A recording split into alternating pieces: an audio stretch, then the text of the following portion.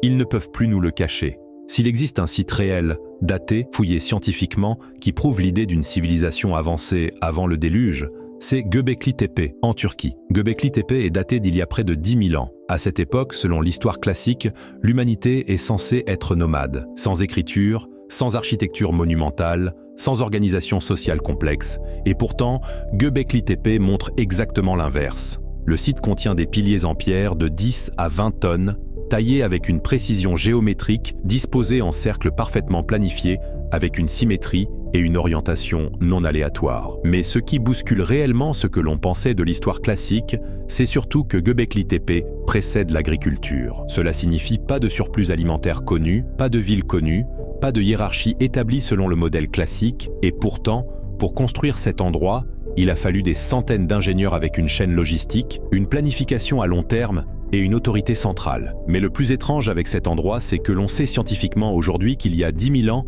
Göbekli Tepe a été délibérément enseveli, pas détruit, pas abandonné, mais enterré méthodiquement avec des tonnes de gravats. Et cette période correspond exactement à une montée brutale des eaux et des changements climatiques violents et rapides, faisant clairement écho aux récits de déluge mésopotamiens, aux récits de Noé, aux mythes hindous, aux traditions amérindiennes, ainsi qu'aux légendes grecques sur le déluge. Toutes parlent d'une civilisation avancée et disparue, détruite par l'eau. Maintenant, j'ai une question pour toi. Penses-tu réellement qu'il s'agit du seul endroit qui serait en réalité construit par une civilisation pré-déluge ?